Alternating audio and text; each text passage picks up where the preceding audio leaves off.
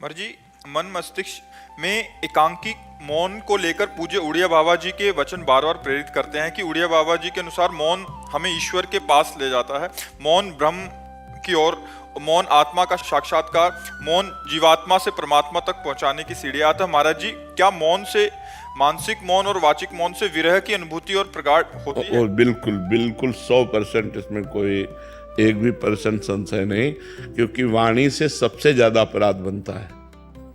हंसी मजाक, झूठ बोलना, कई तरह की ऐसी बातें होती हैं जो हमारे वाणी से अपराध बन जाते हैं, और वाणी का बहुत बड़ा प्रभाव पड़ता है। अब जैसे हम वाणी से मौन हैं तो वो धीरे धीरे मन पर भी प्रभाव पड़ने लगता है। आप देखो कुछ दिन मौन जैसे आप तो बोलने की जैसे तो एक उदासी छा जाएगी। अब बोल सकते नहीं तो फिर एकांत का मन करेगा कि हम किसी से मिले ना, किसी से जुले ना। पर जैसे जिसका व्यापार है या नौकरी है या अन्य साधनों में रत है और साधनरत है, तो मतलब विचार मौन रहना चाहिए। विचार मौन ज्यादा उत्तम है। विचार मौन का मतलब है जैसे आप हमसे कोई बात पूछ रहे हैं, अब हम बार बार अब पूरी मनोशक्ति लग रही हो, आप समझ नहीं पा रहे, हम समझाना चाह रहे, तो हमारे अंदर चिड़चिड़ापन आ जाएगा। अगर अत्यंत आवश्यक है तो हम बोल देते हैं, और अत्यंत आवश्यक नहीं है तो हम उत्तर नहीं देते। इसे विचार मौन कहते हैं। जो बोलेंगे सत्य बोलेंगे, मृदु बोलेंगे, हितकर बोलेंगे, नहीं तो मौन रहेंगे। साधक जो गृहस्थी में है उसे जड़ मौन ना लेकर विचार मौन उत्तम रहेगा, क्योंकि परिवार है, गृह कार्य है। अच्छा, संत वेश में क्या है कि अब हम आज से नहीं बोलना चाहते, तुम्हारे ऊपर किसी का अधिकार नहीं, आप हमें नहीं बुलवा सकते। लेकिन गृहस्थी में बहुत सी ऐसी बातें हैं जिनमें आपको बोलना ही पड़ेगा, तो उसमें विचार मौन ज्यादा उत्तम है, जड़ मौन ठीक नहीं है। तो विचार मौन के द्वारा भी वही गति प्राप्ति की जा सकती है। वाणी का सद्व्यवहार परमार्थ को पुष्ट करता है, या वाणी का मौन, दोनों पुष्ट करते हैं। तो हम सद्वाक्य बोल करके, सद्व्यवहार करके अपने मन को निसंकल्प बनाएं, अपने मन को मौन की तरफ ले जाएं। मन का संकल्प रहित हो जाना ही सच्चा मौन है।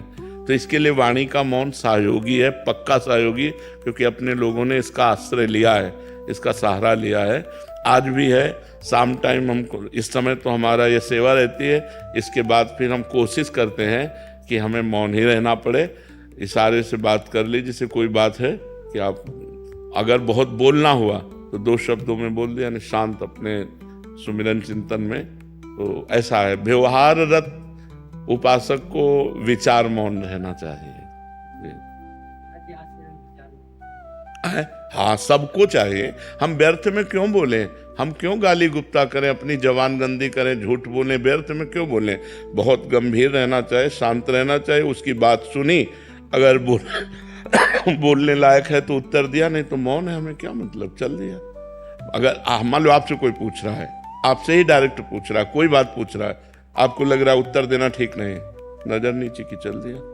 वो आदमी जो समझे, पागल समझे, अभिमानी समझे, जो समझे वो समझा करे। आप तो प्रपंच रहित हैं, और जो साधक है वो समझ जाएगा, बड़ा प्रवीण साधक है, अपने आप को कैसे बचाता है, देखो मौन होकर बचा लिया।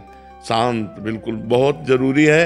नहीं, वाणी से इतने अपराध बनते हैं कि लोग समझ नहीं पाते। वाणी से अपराध ही अपराध बनते रहते हैं, शरीर से और वाणी से ज्यादातर अपराध बनते रहते हैं। इसीलिए परमार्थ में उन्नति नहीं हो पाती।